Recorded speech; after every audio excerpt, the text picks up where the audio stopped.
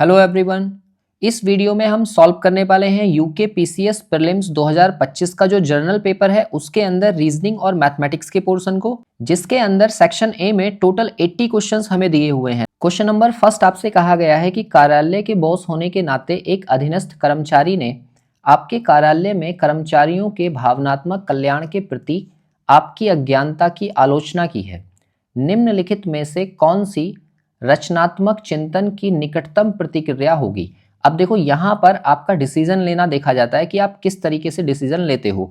जैसे option first में कहा है कि आप टिप्पणी पर ध्यान नहीं दोगे, तो देखो ये गलत होगा। कोई भी बात अगर आपके बारे में हो रही है तो आपको पता होना चाहिए कि ये बातचीत क्यों हो रही है और क्या इसका कारण है, तभी आप एक अच्छे जो हैं बॉस कहलाएंगे।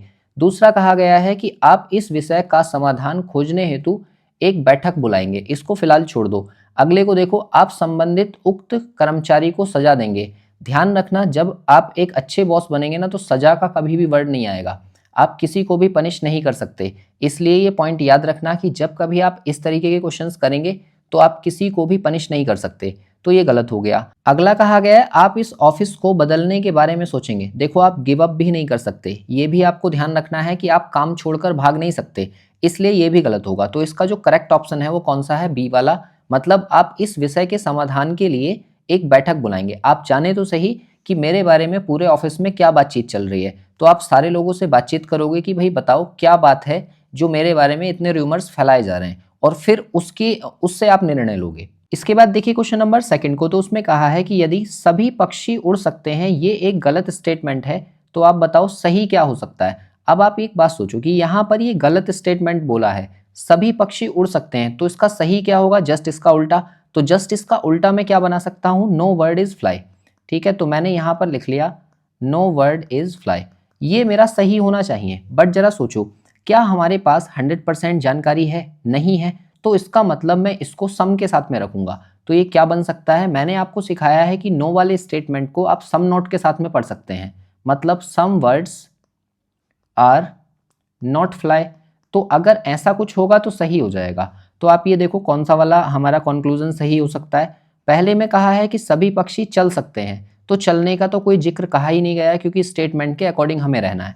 फिर पक्षी कीड़े हैं, तो कीड़े भी नहीं है क्योंकि हमसे तो सिर्फ उड़ने की बातचीत हो रही है। यहाँ पर कहा है कोई भी पक्षी नहीं उड़ सकता है, तो यहाँ पर 100% जानकारी की बात हो रही है। तो क्योंकि हमें पता है कि हमारे पास 100% जानकारी नहीं है, तो इसलिए ये भी गलत हो जाएगा। तो सही कौन सा होगा, बी ऑप्शन, कि कुछ पक्षी उड़ नहीं सकते, जो मैंने अभी बताया है कि आप नो वाले स्टेटमेंट को सम नोट के साथ में पढ़ सकते हो। तो आप बी आंसर जो है इसका मार्क करते। इसके बाद देखिए क्वेश्चन नंबर 3 को, तो उसमें कहा है कि अंग्रेजी वर्णमाला के अक्षरों को विपरीत क्रम में रख दिया जाता है। मतलब जो आपकी अल्फाबेट सीरीज ए से लेकर जेड तक होती है उसे हमने जेड से लेकर ए तक बना दिया।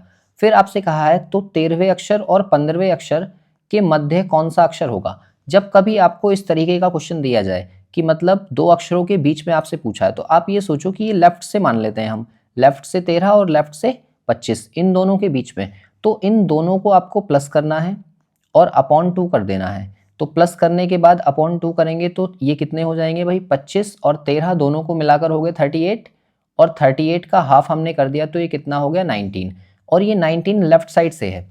और लेफ्ट साइड से हमारी सीरीज ये वाली होती है क्योंकि अल्फाबेट के जो प्लेस हमने याद किए हुए हैं वो लेफ्ट से याद किए हैं। बट यहाँ पर सीरीज को उल्टा कर दिया गया है, उल्टा कर दिया गया है, इसका मतलब ये राइट साइड से होगा।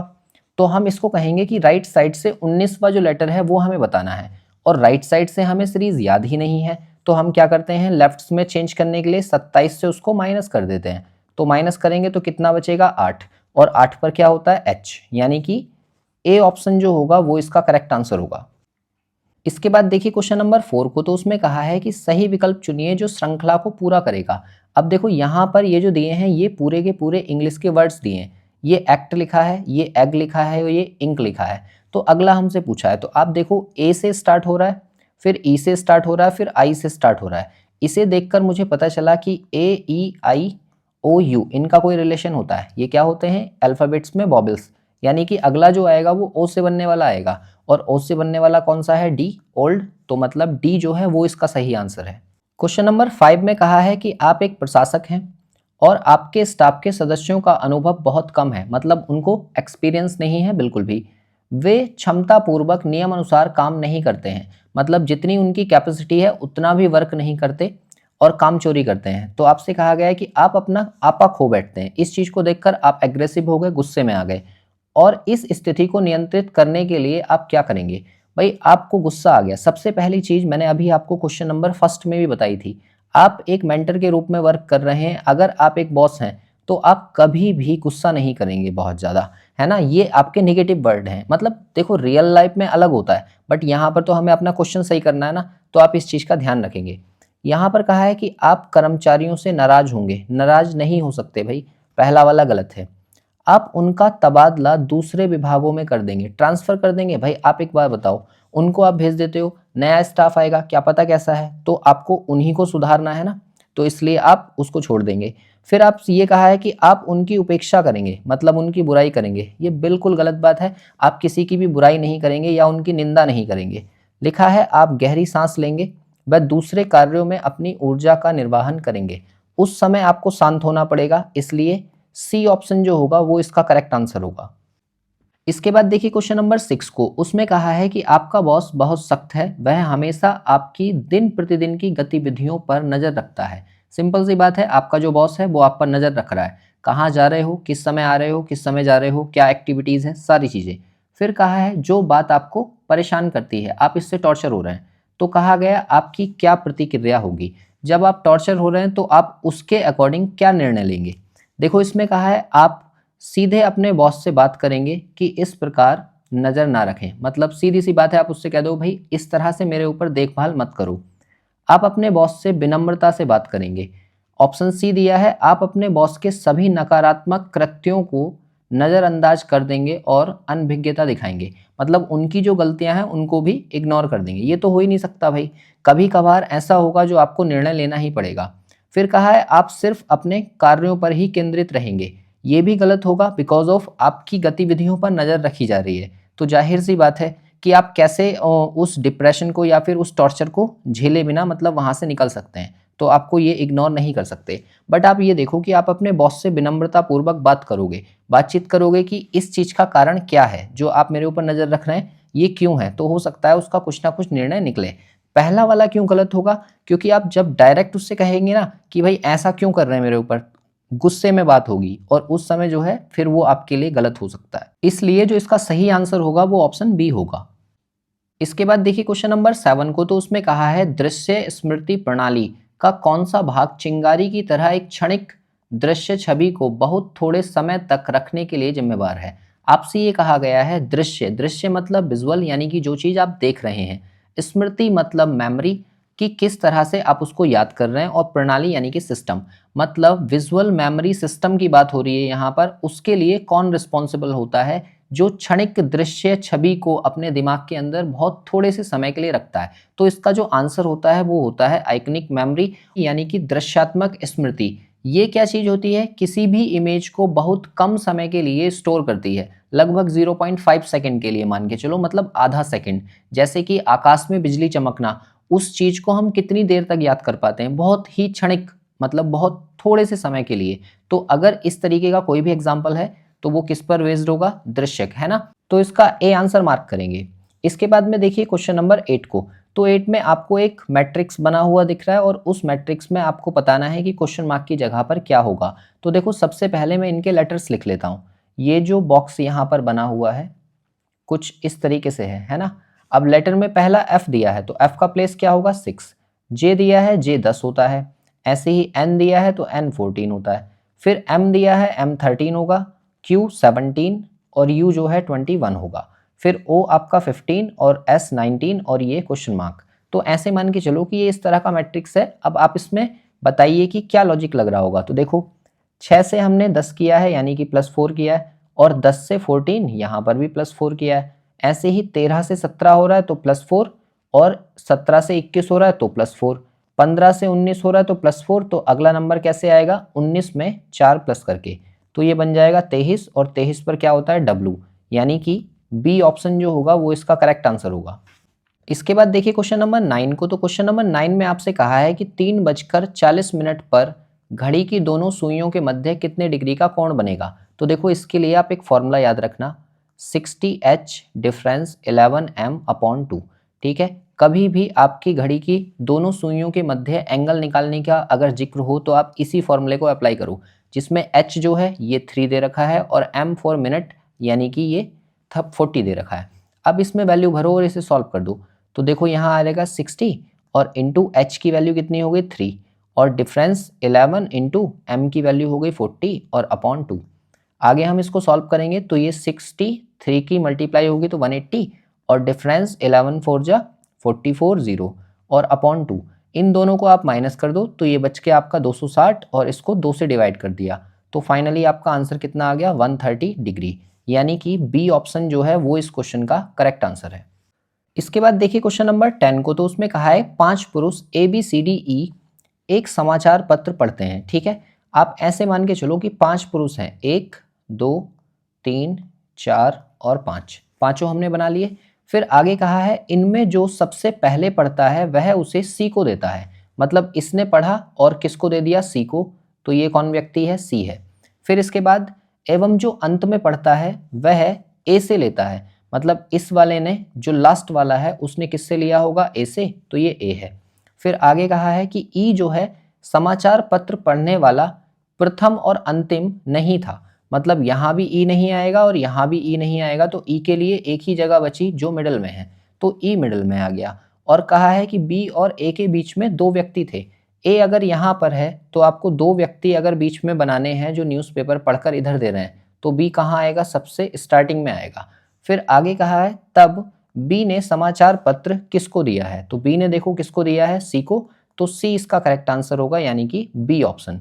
और सबसे लास्ट में कौन आ जाएगा, डी। अगर हमसे डी से रिलेटेड कोई क्वेश्चन पूछा होता तब भी हम उसे मार्क कर सकते थे। इसके बाद देखिए क्वेश्चन नंबर 11 को, तो उसमें ये कहा गया है कि इन सारे नंबर्स की मल्टीप्लाई करने के बाद आपको यूनिट डिजिट 2 मिल जाए तो उसके लिए इस स्टार की जगह पर क्या आएगा। तो आप क्या काम करो, यूनिट डिजिट निकालने के लिए यूनिट डिजिट का ही मल्टीप्लाई करो। मतलब 9 की मल्टीप्लाई आप 6 से करो तो कितना आएगा, 54। अब 54 का यहाँ से 4 ले लो और फिर उस 4 की मल्टीप्लाई करो इस लास्ट वाले 4 से, तो 4 से इंटू होगी तो कितना आएगा, यूनिट प्लेस 6 आएगा। अब आप एक काम करो कि 6 का इंटू मुझे करना है इस वाले स्टार से, तो आप ये देखो कि इस स्टार से इंटू करने के बाद यूनिट प्लेस कितना आना चाहिए, 2। तो आपको क्या सोचना है कि 6 के टेबल में ऐसा कौन सा नंबर है जिससे मल्टीप्लाई करने के बाद मुझे यूनिट डिजिट 2 मिल जाए। तो आप कहोगे 6 7 जा 42 होता है और उस 42 में यूनिट प्लेस 2 मिल जाएगा, तो इसका मतलब मुझे किससे इंटू करना पड़ेगा, 7 से। तो स्टार की जगह पर क्या आना चाहिए, 7। यानी कि सी ऑप्शन जो होगा वो इसका करेक्ट आंसर है। क्वेश्चन नंबर 12 को देखो, तो इसमें ये कहा गया है कि 9 की पावर 6 प्लस 1 को अगर मैं 8 से डिवाइड करूं तो रिमाइंडर कितना आएगा। तो आप एक बात सोचो, ये 9 की पावर 6 और ये प्लस 1, इन दोनों को अगर मैं अलग अलग 8 से डिवाइड कर लूँ तो देखो यहाँ से रिमाइंडर 1 ही मिलेगा। बस इस वाली वैल्यू को डिवाइड करो। तो ये ध्यान रखना कि 9 की पावर अगर एक इवन नंबर है तो रिमाइंडर बचता है 1, और 9 की पावर अगर एक ऑड नंबर है तो रिमाइंडर बचता है 9। फिलहाल यहाँ पर कितना है, इवन नंबर है, तो यहाँ से जो रिमाइंडर बनेगा वो 1 बनेगा और आगे यहाँ से भी 1 बनेगा, तो इसका मतलब दोनों को प्लस करके कितना आएगा, 2। तो इसका जो करेक्ट आंसर होगा वो बी ऑप्शन होगा यानी कि 2। इसको डिवाइड करने के बाद में रिमाइंडर जो आएगा वो 2 आएगा। इसके बाद देखिए क्वेश्चन नंबर 13 को, तो उसमें कहा है कि 3 अभाज्य संख्याओं का योग जो है वो 100 है। मतलब ऐसे मानो कि 3 नंबर्स मेरे पास में होंगे और तीनों को प्लस करने के बाद कितना आना चाहिए, 100। आगे कहा गया यदि उनमें से एक संख्या दूसरे से 36 ज़्यादा है, मतलब एक को अगर मैंने x माना तो दूसरी जो होगी वो x प्लस 36 होगी, तो उनमें से एक संख्या क्या होगी ये आपको बताना है।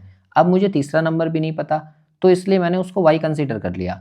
अब यहाँ से आप एक बात सोचो कि ये 100 दिया हुआ है, ये 36 उधर जाएगा तो ये कितना बचेगा, 64, और इस y को भी मैं उधर भेज दूं तो ये माइनस y हो गया, तो इधर कितना बचा, 2x। अब होता है यहाँ से सवाल असली शुरू। देखो ध्यान से सुनो, 3 अभाज्य संख्याओं को अगर मैं जोड़ूं, जैसे मान लो मैंने एक 3 ले लिया, एक 5 ले लिया और एक 7 ले लिया, तो तीनों को प्लस करने के बाद में ये कितना नंबर आएगा, ये आएगा 15।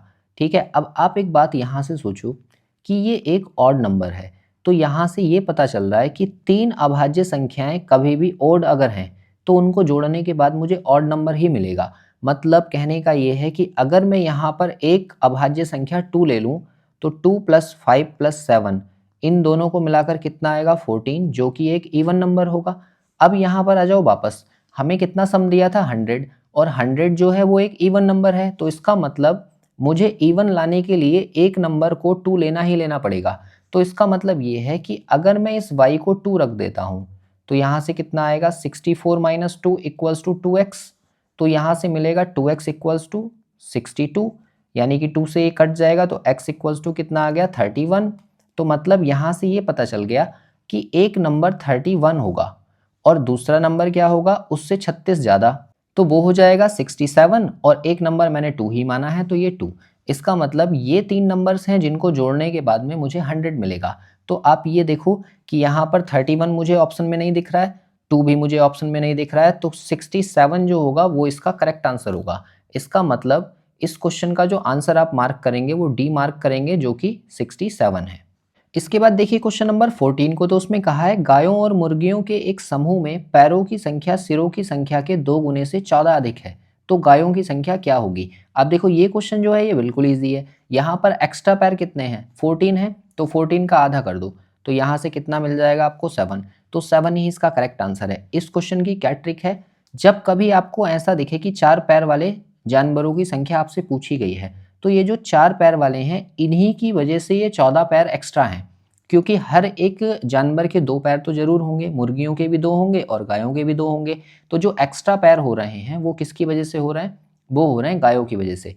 और कितने ज़्यादा हैं 14 पैर, तो 14 का आधा कर देंगे, मतलब टोटल जितने एक्स्ट्रा पैर हैं वो और अपॉन 2, वही आपका आंसर होगा। हालांकि इसे आप मैनुअली भी सॉल्व कर सकते हैं। इसके बाद देखिए क्वेश्चन नंबर 15 को, तो उसमें कहा है निम्नलिखित आकृति में विलुप्त संख्या आपको ज्ञात करनी है। यहाँ पर 3 ट्राइंगल्स बने हुए हैं और उन तीनों ट्राइंगल में तीसरे वाले में मिसिंग नंबर की जगह पर आपको बताना है क्या आएगा। तो देखो यहाँ क्या लॉजिक लगा है, आपको इंटू करना है 4 का इंटू 3 से और इंटू 2 से। ये जो बाहर लिखे हुए नंबर्स हैं इन तीनों का इंटू करना है और उसमें से 6 माइनस कर देना है, तो जो बीच में नंबर लिखा है वो आ जाएगा। ऐसे ही दूसरे वाले में भी 6 का इंटू 1 से किया, इंटू 2 से किया और उसमें से -6 किया, तो 6 हमें मिल गया जो कि मिडल में लिखा है। तो लास्ट वाले के लिए हम क्या काम करेंगे, 5 का इंटू 2 से करेंगे और इंटू 3 से करेंगे और उसमें से 6 माइनस कर देंगे, तो कितना बच जाएगा ये 24, यानी कि सी ऑप्शन जो है वो इसका करेक्ट आंसर होगा।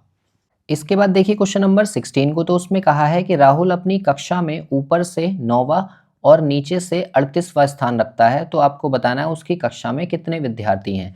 अगर एक ही व्यक्ति की ऊपर से और नीचे से स्थिति दे रखी है तो आप क्या काम करो, दोनों को प्लस करके उसमें से -1 कर दो, यानी कि 9 + 38 और -1, यहाँ से हम टोटल निकाल लेंगे तो ये टोटल हो गए 47 - 1 यानी कि 46, मतलब बी ऑप्शन जो है वो इसका करेक्ट आंसर है।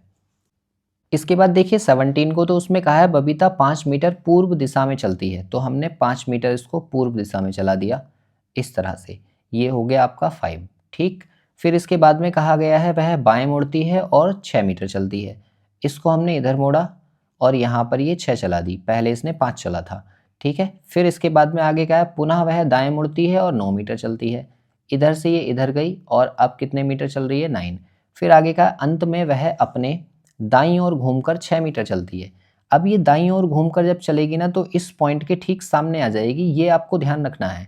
ठीक है, मतलब यहाँ से यहाँ बिल्कुल एग्जैक्ट सामने रहे, तो यहाँ पर भी 6 हो गया। आपसे पूछा है वह अपने प्रारंभिक बिंदु से कितनी दूर है, तो यहाँ से लेकर यहाँ तक की टोटल डिस्टेंस आपको बतानी है। तो 5 ये वाली और 9 ये वाली, दोनों को आप प्लस कर दो, तो दोनों प्लस होने के बाद में कितना आ जाएगा 14 मीटर, यानी कि सी ऑप्शन जो है वो इसका करेक्ट आंसर होगा। इसके बाद देखिए क्वेश्चन नंबर 18 को, तो देखो यहाँ पर 1 दिया है, ये 2 दिया है, ये 3, ऐसे ही कितने पद होंगे 51। अब आपको एक फॉर्मूला याद होना चाहिए कि अगर हम 1 + 2 + 3 + 4 इस तरह से n टर्म्स को जोड़ते हैं तो उसका सम हम निकालते हैं n + 1/2 के फॉर्मूले से। तो आप यहाँ देखो कितने पद हैं 51, तो आप पहले 1 2 3 4 पहली वाली सीरीज के सारे निकाल लो, तो ये कितना हो जाएगा 51 इंटू +1 करेंगे तो 52 हो जाएगा और /2, है ना। और फिर इसके बाद में देखो सेकंड वाले को, तो यहाँ से आएगा 1/51, यहाँ से 2/51, ये 3/51, तो इसमें से पहली बात मैं माइनस के 1/51 कॉमन ले लेता हूँ, तो बाकी जो बचा हुआ रहेगा वो सारी वही सीरीज मिल जाएगी मुझे 1 + 2 + 3 + 4 इस तरह से। तो उसे सॉल्व करेंगे तो कितना आ जाएगा 51 × 52/2। जो ये दिया हुआ है सेम वही बन जाएगा। तो आगे आप इसे सॉल्व कर दो। यहाँ से कितना कॉमन ले लेंगे हम, 51 इंटू 52 अपॉन 2, ये हमने कॉमन ले लिया, और इंटू जब यहाँ से 1 बचेगा, यहाँ से बचेगा माइनस के 1 अपॉन 51, तो ये हो जाएगा 50 अपॉन 51। तो इसको हमने ऐसे लिख लिया। अब फाइनली इसको कट कर दो, तो 51 से 51 कट जाएगा और 2 से ही कट जाएगा 25 टाइम्स। मतलब फाइनल आंसर देने के लिए मुझे 52 को इंटू करना पड़ेगा 25 से, 1300, यानी कि ए ऑप्शन जो होगा वो इसका करेक्ट आंसर होगा। इसके बाद देखिए 19, तो 19 में आपसे इवन नंबर्स दिए हैं और उनका स्क्वायर दिया है और उसका योग पूछा है। तो देखो इसके लिए आप एक फॉर्मूला याद रखना, 1 का स्क्वायर प्लस 2 का स्क्वायर प्लस 3 का स्क्वायर। इस तरीके से अगर हमारी सीरीज बनती है n स्क्वायर टर्म्स की, तो उसका फॉर्मूला बनता है n plus 1 2n plus 1 upon 6। ठीक है, इससे हम सॉल्व करते हैं। लेकिन अगर इसमें से इवन नंबर्स मुझे मिल जाएं सारे, तो इवन नंबर्स में बस कुछ नहीं करना होता, 4 से और इंटू कर देना होता है। अगर 4 से हम इसको इंटू कर देंगे तो हमें वापस से यही वाली सीरीज मिल जाएगी जो कि इवन नंबर्स की है। अब इसमें वैल्यूज़ भरनी है। अब वैल्यूज़ भरने के बाद में बस ये ध्यान रखना कि यहाँ पर जो n है ना, वो इन टर्म्स का आधा हो जाएगा, क्योंकि टर्म्स भी तो आधे हो गए ना, इसलिए। तो 50 का आधा 25, तो इसे आप सॉल्व करेंगे तो 4 इंटू 25 इंटू 25 में प्लस 1 करेंगे तो 26, फिर इंटू 25 टू जा 50 और प्लस 1 यानी कि 51 और अपॉन 6। अब इसको आप सॉल्व कर लो, तो सॉल्व करके फाइनली जो आंसर आएगा वो आएगा 22100, यानी कि बी ऑप्शन जो है ना वो इस क्वेश्चन का करेक्ट आंसर होगा। इसके बाद देखिए क्वेश्चन नंबर 20 को, तो उसमें कहा है 7 का सबसे छोटा गुणज कौन सा है जिसको हम 6, 9, 15 और 18 से विभाजित करने पर 4 शेषफल बचता है। तो देखो ये वाला क्वेश्चन जो है ना, हालांकि इसे हम एलसीएम से सॉल्व करते हैं, बट आप इसको कभी भी सॉल्व मत करो, क्योंकि हमारे पास 4 ऑप्शंस दिए हुए होते हैं और हमें कौन सा सॉल्यूशन दिखाना है। तो ऑप्शन एलिमिनेशन कैसे लगेगा, सबसे पहले आप चेक करो 7 के मल्टीपल होने चाहिए। तो देखो पहले नंबर को अगर मैं 7 से डिवाइड करूं तो 7 1 जा 7, 24 बचेगा। मतलब ये तो 7 का मल्टीपल ही नहीं है, तो ये नहीं हो सकता। इसे डिवाइड करो तो 7 2 जा 14 और 14 बचेगा, तो ये भी 44 बच रहा है, इसलिए ये भी मल्टीपल नहीं है। थर्ड वाले को देखो 7 3 जा 21 और 64 बचेगा, तो ये भी मल्टीपल नहीं है। तो यहाँ तो हमें कुछ और चेक ही नहीं करना पड़ा, हमारा डी ऑप्शन जो है वही इसका करेक्ट आंसर हो गया। बट अगर हमें किसी क्वेश्चन में 2 ऑप्शन ऐसे मिल जाते कि जो 7 के मल्टीपल होते, तो फिर मैं क्या काम करता, उसे 6 से डिवाइड करता, और मुझे 6 से डिवाइड करने के बाद में 4 रिमाइंडर भी मिलना चाहिए, और ये होता तो फिर 9 से डिवाइड करते, फिर 15 से डिवाइड करते और फिर 18 से। तो यहाँ पर आप ऑप्शन एलिमिनेशन जब ट्राई करते हो तो जल्दी से आपका आंसर आ भी जाता है। वीडियो की लेंथ काफ़ी लंबी हो जाएगी, इसलिए इस वीडियो में मैं 20 तक के ही क्वेश्चन सॉल्व कर रहा हूँ। 20 के आगे के जो क्वेश्चंस हैं वो हम नेक्स्ट वीडियो में सॉल्व करेंगे। आई होप आपको सभी क्वेश्चन समझ में आए होंगे। अगर किसी क्वेश्चन में आपका कोई डाउट है तो आप नीचे कमेंट कर सकते हैं। बाकी मिलते हैं इसके नेक्स्ट पार्ट में।